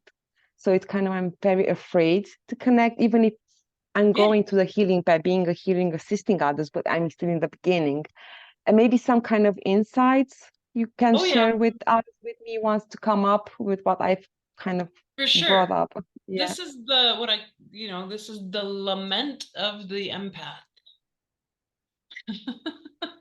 And most empaths have this unfortunate experience where they end up in a space of consciousness, especially around humans, and there's so much information and there's so much data and personality and trauma and all this stuff. And simply in order to get by, unfortunately, the empath feels like they have to bring the outer field in order to make sense of it. And the body does it naturally. And that's why it seems like you don't have control over it. It's because it's a superpower. But there's two things that you need to do to start to mitigate this and make it easier for yourself, so that you can still be really authentic, but still be attending to what you're noticing in what we would call external consideration. But that's the key. It has to be external. You have to externalize it, because the empath's field is like a hurricane, and there's two parts to a hurricane. There's the inner space, and we call that the eye of the storm. And what do we know about the eye of the storm? It's where all the sunlight is. It's very still, but the storm is still around you. That's the second part of your field. That's the transformative part of your field. The empath skill is not necessarily defined as a feeling skill. The empath skill is the superpower of the grand superhighway of consciousness. Empaths are superhighways. So the problem is that we're not taught how to use this skill. We're barely even taught how to use the psychic skill. But the empath skill is very immense. It's something more common than the psychic skill. And yet all these people are suffering because they feel everything. And this is also why empaths like animals better than they like people, or nature better than they like people, because there's not a bunch of ego going on. There's not a bunch of projection or trauma or drama. Like, you know, a cat, if you psychically talk to a cat and you ask them about their past, they think you're nuts. One of the only animals you can talk to about the past is horses, actually. Dogs also think you're crazy. So that's why the empaths like animals, because there's not a bunch of fluff for them to have to pay attention to, a bunch of moving parts. Now here's the trick. First, you got to clear the eye of the storm, and you do that with what I call heart commands. You have to command your space. Dear heart, it sounds like this. Dear heart, please lift anything that doesn't belong to me out of my personal field and body now. And then you take a big deep breath. And so let's do it again. Let's slow it down. Dear heart, please lift anything that doesn't belong to me, my soul, out of my body and field now. Another deep breath. Now, what'll happen is, if you keep doing this, you got to make it a habit. You might need to do it a lot during the day, like a lot of times during the day at first. You'll find that you'll do it less and less. But what'll happen first is that everything becomes actually physically more clear. Because turns out that stuff is real, and it gloms in, and you can't see all the light. You can't see all the colors. Things are not nearly as bright. When you keep doing this, you're going to see more physically. Physically, you'll see more and you'll feel different. You'll feel more still. Now, you'll still feel the outer energy, and that's the hurricane. The hurricane picks stuff up. It picks everything up. It picks up the frequency of other people's personalities. It picks up the frequencies of their traumas. Because what's happening? Their light is being shown through the film or the window, and all of that's got stuff on it. It's got information. It's got all sorts of random things going on there. And then it gets distorted. It gets projected through the body, and it's distorted. And human beings, we haven't been taught this stuff. We've been kept from this knowledge. And so most humans, they're just running that movie, and they think they are the body. But you'll start to feel something different. You're going to be able to feel past all of that, because it's going to remain in the outer field. And you got to give it permission to go. So, hey, anything that's in my outer field, you're welcome to go. Up, down, out, wherever you need to go. Go where you need to go. I give you permission. That's the important divine power of the empath. I give all these energies permission to go where they need to go. And voila, the whole field is free. It's clean. It gets cleaned, and then you can see even farther. But then you can start to see people's souls. You'll start to feel their souls. And that's who you'll talk to. And the soul doesn't need you to reflect them. It's not these two light bulbs can talk, but there's no drama, trauma, movie, body stuff anymore. And what will happen, and this is something, excuse me, this is something you'll have to experience for yourself.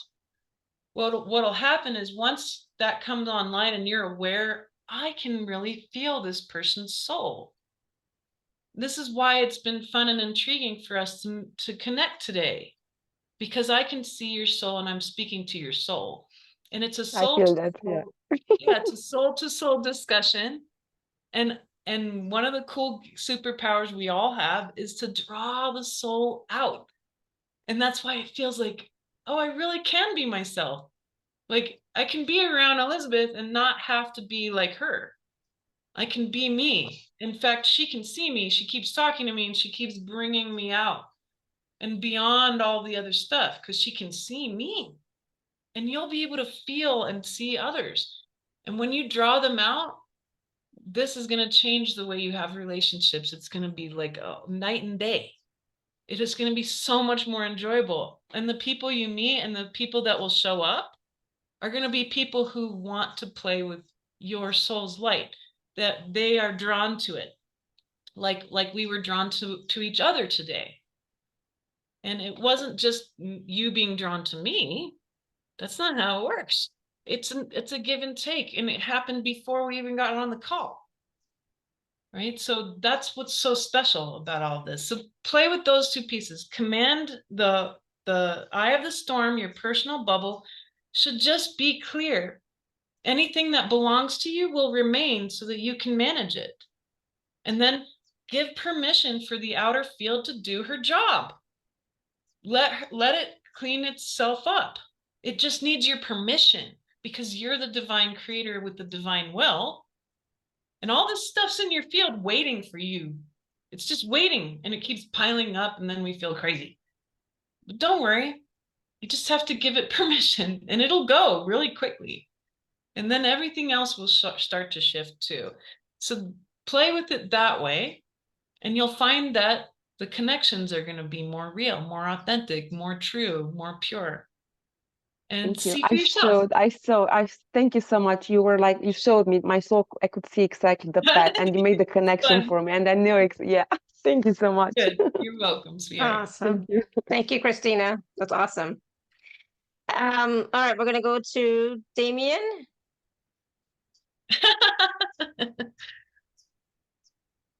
Hi, Damien. You just have to unmute, okay. Damien. Hey, it looks like Yeah, there you Elizabeth go. heard me. Somehow Elizabeth heard me. I'm taking 2 of your long-term courses already on our galactic history, as you probably know, right? Yeah, we And our have some fun. Yeah, the 12 light bodies. And I'm definitely taking this 3rd course for sure. Um, I don't know what to say. You know, there's so much wisdom in what you're saying. I'm a retired clinical social worker, so all those things that you're sharing about healing our inner child, healing our body, and even our galactic messages and our ancestral history, those are 2 new areas for me, and that's why I'm taking your courses. Awesome. I wish I was young again so I could start all over again with my therapy Right? career. There's so much there to learn, but I appreciate your wisdom, Elizabeth, and My pleasure. your personality, your soul, and I'm definitely connecting with you soul to soul. I feel it. I really do. I always enjoy seeing you pop up on the classes. Oh, great, great.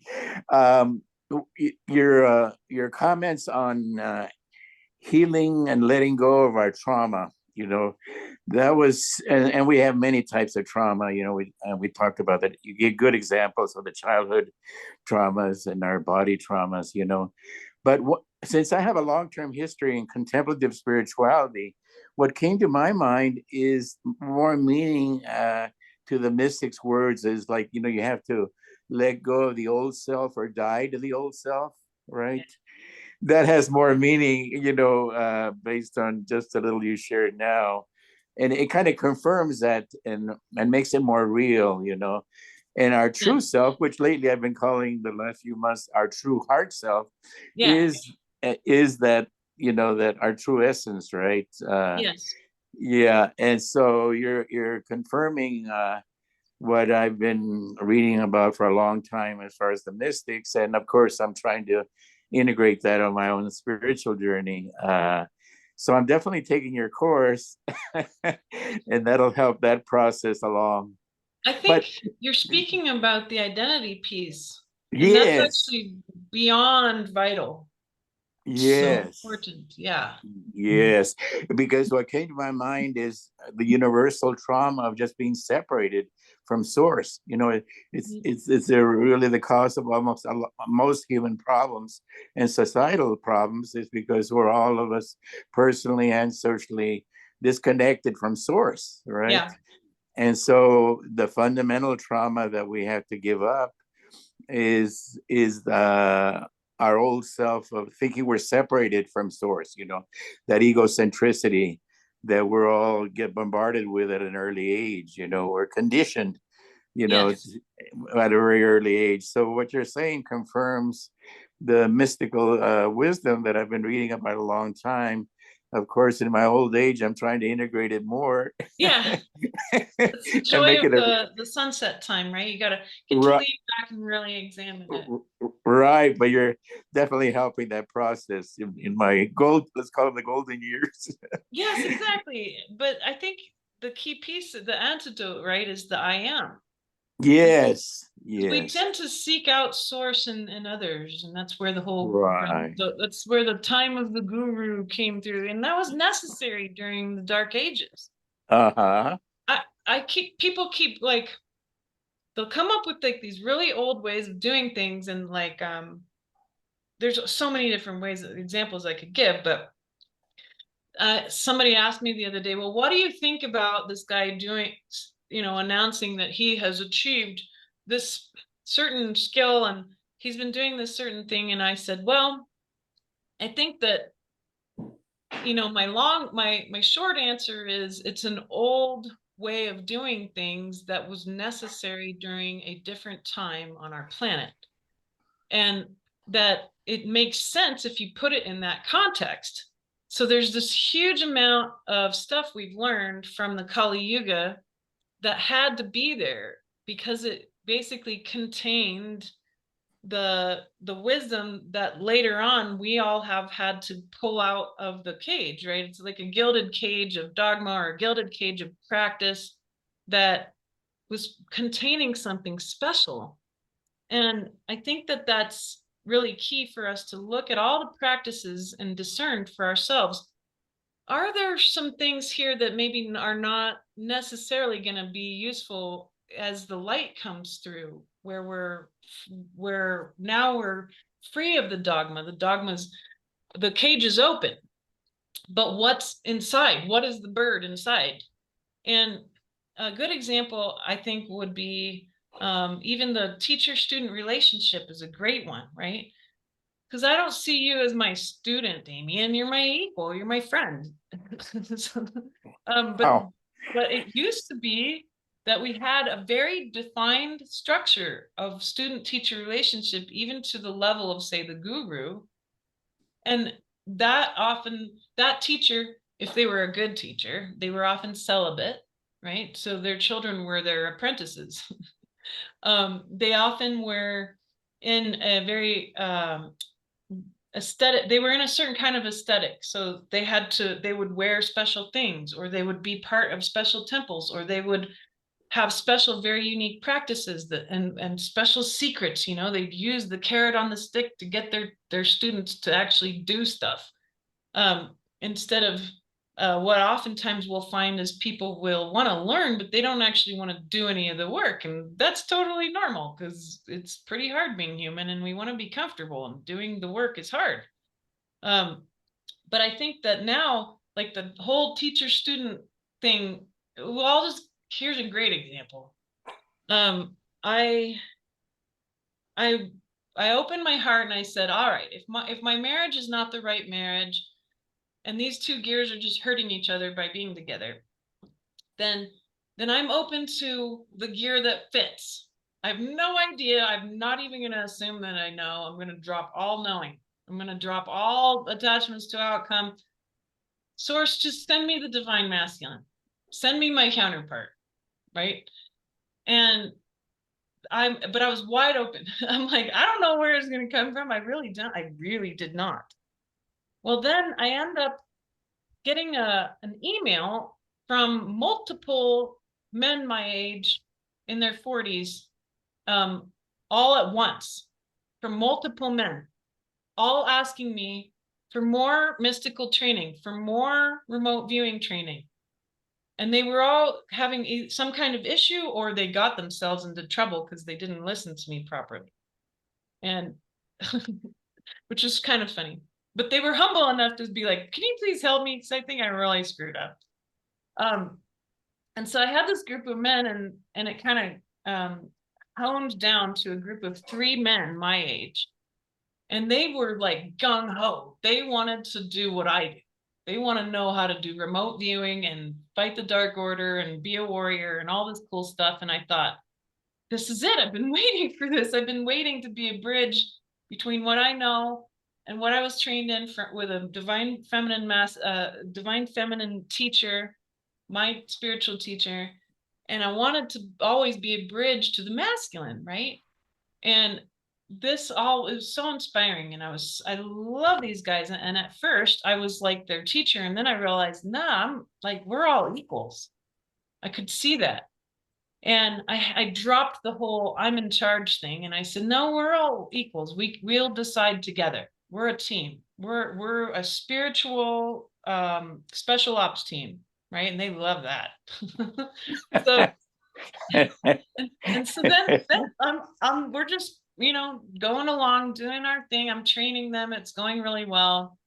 And my friend calls me up. She's known me for a lot of years, and she's in her 50s. She calls me up and she's like, Elizabeth, she's really psychic because we've done spiritual work together. And she goes, Elizabeth, who's that guy in your field? And I'm like, what guy? She's like, he's this guy. He's bald. And he's like really powerful. And he's your equal. And I'm like, what? And I said, is it Sky? And she's like, yes, it is. And I'm like, why would he be in my field? And she's like, you're gonna miss it. He's your counterpart. And she didn't even know that I'd asked that I'd asked for that. And she's like, he's your counterpart. He has the other half of what you don't know. You have what he wants, which is the esoteric mystical part, and he knows all the physical stuff. He's a martial artist. She started describing him and all of his skills. and what he's capable of. And she said, you're going to miss it because you think he's your student. And I was like, holy cow. So I call him up. I'm like, hey, guess what? I said, do you really? I said, I'm done. I'm going to drop the student-teacher relationship between us. And when that happened, then he felt free to express himself. And he said, I have been praying for you every night for 4 straight years. I have not stopped listening to you. I wake up to your voice and I go to sleep to your voice. You are the first and last thing I want to see every day. Seriously. And I was like, that's the miracle. That's what's happening now. If you're willing to be you, right? If you're willing to be the I am, then all of the things that you'd hope to accomplish or have in your life, it can happen. And I think, Damien, I'm sharing this with you because the divine masculine needs healing, and you know that, and you've heard me talk about that, how important it is. But I want you to feel it just through this story, this love of the divine feminine, how much we want our kings back on the throne, how much we want you to be in your beautiful contemplative golden age and be the king that you are, because your heart holds the foundation. And when you come with me and we do these classes, you're holding the foundational energy for the whole class. It's not just you learning from me. And I see that. Wow. Wow. Thank you, Elizabeth. I love you. I love you. You're beautiful. Thank You're you. beautiful. Thank you, Damien. Awesome. Thank you. Wow. I love those stories, Elizabeth. They're fantastic. So magical. And yeah, It's the definitely right so time to powerful. share it. Yes, absolutely. Glad you shared it with all of us. And of course, we're also happy for you. Okay. Thank you.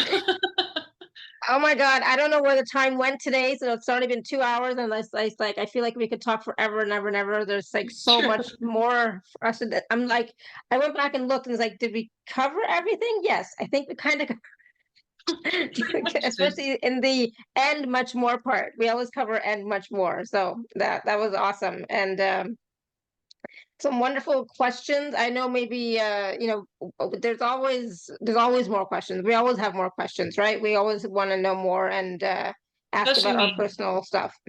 Yeah, exactly. We want to know more. We want to ask more.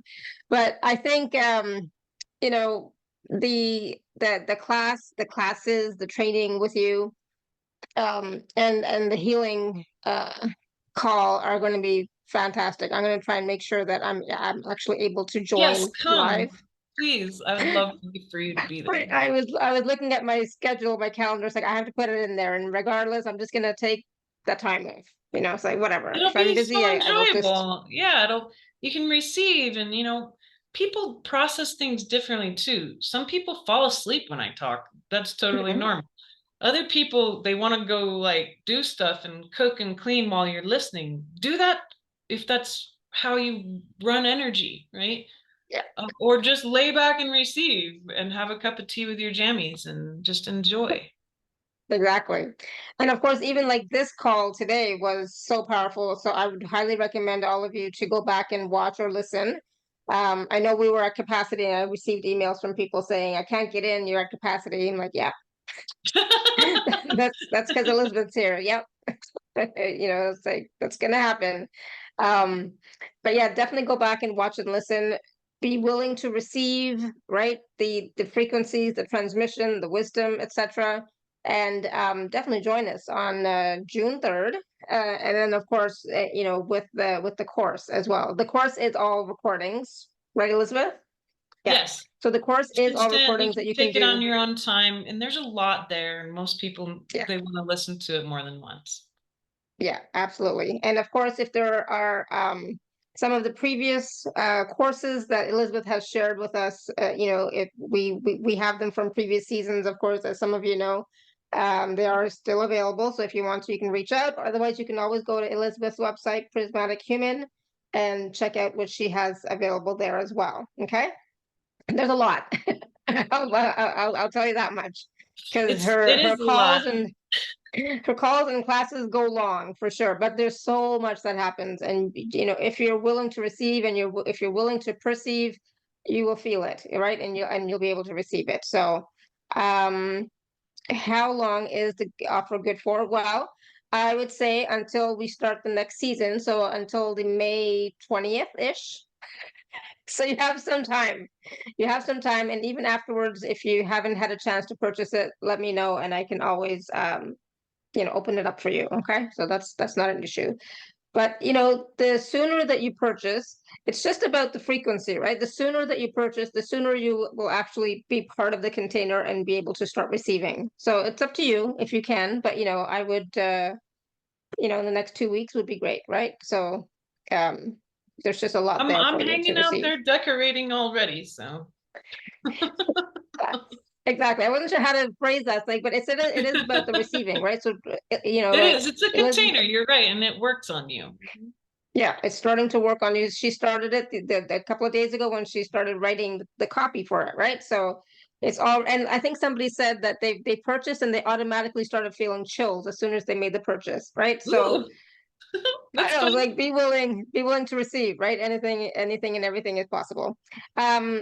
I always hate to say this at the end with you, Elizabeth, because like any more words of wisdom, because it's like there was just completely the whole show was all wisdom, but anything else you want to share with us? Right now it's just a time of preparation, and it's important to prepare physically, mentally, emotionally, and spiritually.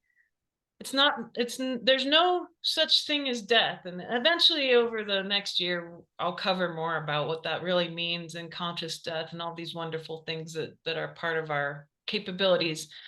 But we have these various things that are happening with the cycles we're involved in. Pay attention to those, because this is all in divine perfect timing, and you yourself as a great grand creator, you chose this very specific body and lineage to be here now for these changes. And these changes are some of the most grand that have ever happened in our whole galaxy, because we're here to become one of the greatest iterations of humankind, Homo luminous.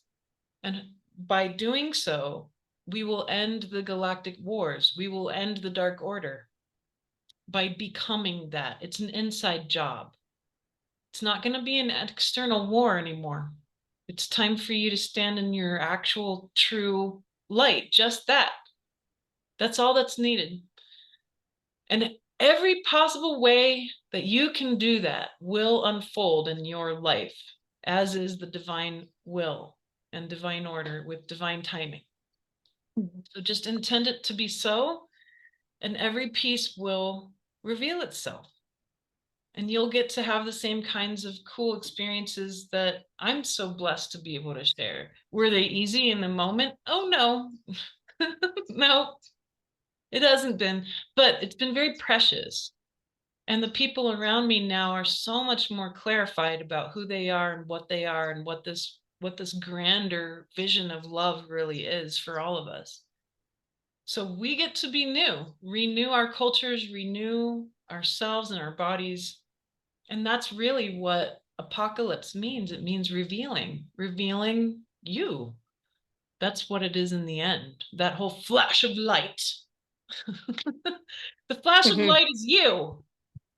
Yeah. You can't see past it, because then you're going to be something new that you don't understand yet. That's what it always was. It's not the end of the world. Earth's fine. She's always going to be fine. She laughs when I ask her about, what about mining? What about plastic? And she's like, she thinks it's so funny that we're so worried about it. Don't worry. Exactly. So just really quickly, somebody asked about something. So the June 3rd call, of course, is live, so you won't get access to that until Suzette sends you the live call info. But the workshop training, those seven-part course, is available right away. So as soon as you purchase, there is a link, and then you can download it. Okay, so that is available right now. Okay, so hopefully that's clear. Just the June 3rd one, you'll have to wait for that. Okay. Yeah, and it'll be Wonderful. just a good amount of time before solstice, so it'll be a perfect time for this healing. Yeah. And so the recording will be out a little bit later this evening, so stay tuned for that. How long do you have access for? Forever. Yeah, once you purchase, you'll either join me for the live event or the replay, and you'll have that replay forever. Yeah, and same thing with the courses. You can download it right away, and you have it forever as long as you have your computer. That's right. So lifetime. Okay. Yeah, perfect. And if you have any other questions, feel free to email me, message me, email me, etc. Okay. Beautiful. Thank you so much. Thank you so much, Elizabeth. Again, so I love all wonderful of you. to I speak love with you. Lara. I love you too. It's just like, oh my God, why did we wait so many months to get together? So it's like, it just happens. Oh, because I had to grow up a little more. I know it's been an interesting time, but I'm glad everything is well. I'm glad you're well, and we'll get together again sooner Like this time. Right. So thank you so much, everyone. Have a great day, good evening. Have a great Mother's Day for those of you who are celebrating on this weekend. I'm going to be celebrating with my children and my mom, so I'm looking forward to Sunday. So happy Mother's Day to all of you. And I will see you soon. So much love and blessings, everyone. Until next time, may you continue to be blessed with an abundance of joy, peace, love, happiness, prosperity, and radiant health. Sending you all so much love and blessings. Thank you, Elizabeth. Bye for now, everyone. Bye-bye. Bye. Bye-bye.